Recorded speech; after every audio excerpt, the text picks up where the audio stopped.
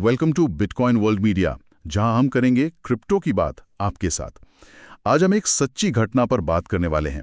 अहमदाबाद में हुई है हाँ बिल्कुल। एक ऑनलाइन धोखाधड़ी का मामला है।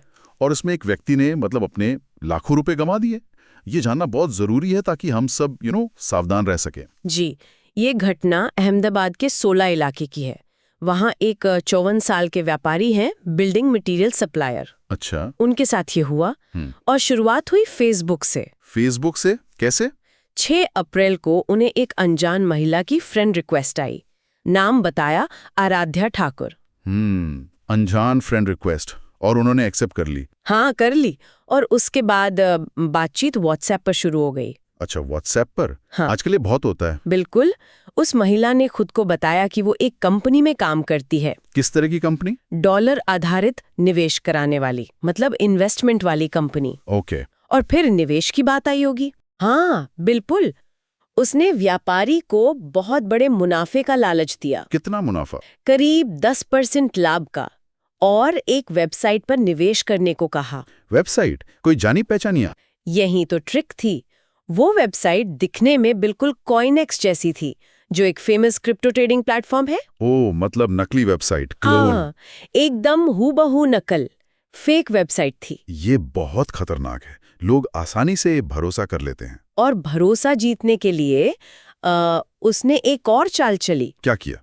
शुरुआत में व्यापारी के खाते में मुनाफे के तौर पर 9,900 रुपए जमा करवा दिए। अच्छा। तो व्यापारी को लगा होगा कि ये तो सच में काम कर रहा है। बिल्कुल। उन्हें लगा सब ठीक है, असली है। और फिर उन्होंने और पैसे लगाए होंगे। हाँ, 24 अप्रैल से 8 मई के बीच, मतलब कुछ ही हफ्तों में, उन्होंने कई बार में पैसे ट्रांसफर किए। कितने पैसे? कुल मिलाकर 31 लाख रुपए। 31 लाख? बाप रे! ये पैसे कहाँ भेजे? वो महिला और जो उसने कस्टमर केयर वाले का नंबर दिया था, उनके बताए अलग-अलग बैंक खातों में। और उस नकली वेबसाइट पर तो पैसा दिख रहा होगा। जी हाँ, वेबसाइट पर तो उनके खाते में बड़ी रकम दिख रही थी। इससे उनका भरोसा और बढ़ गया। लेकिन जब निकालने की बारी आई होगी? बिल्कुल।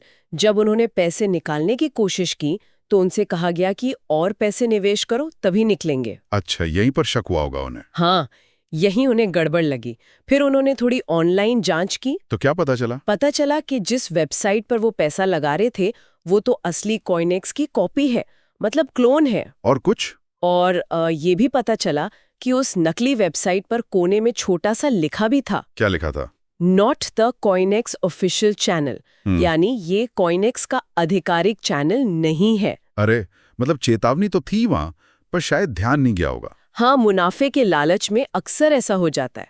जैसे ही उन्हें पक्का यकीन हुआ कि ये धोखाधड़ी है, उन्होंने क्या किया? पुलिस के पास गए। सबसे पहले साइबर क्राइम हेल्पलाइन 1930 पर कॉल किया। हाँ। और फिर पुलिस में बकायदा शिकायत दर्ज कराई। सबूत वगैरह भी दिए होंगे, चैट, बैंक स्टेटमेंट। हाँ, सब कुछ। व्हाट्सएप चैट, बैंक स्टेटमेंट, जो भी लेन देन के प्रूफ थे, सब जमा कराए। अब पुलिस जांच कर रही होगी। जी, पुलिस अब मामले की जांच कर रही है।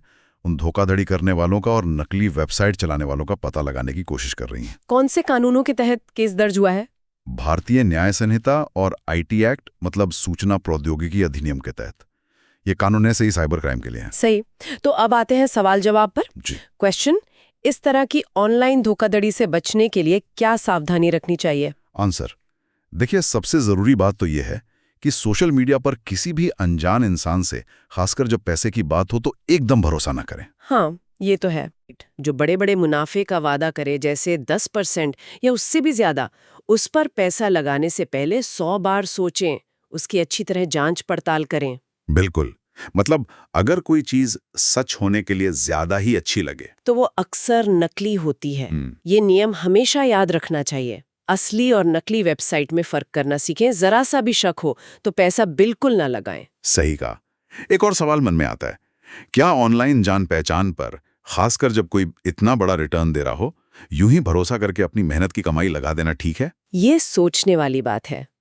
डेली न्यूज़ की जानकारी के लिए हमारे चैनल को सब्सक्राइब कर लें। जल्दी मिलते हैं एक नए टॉपिक के साथ। धन्यवाद।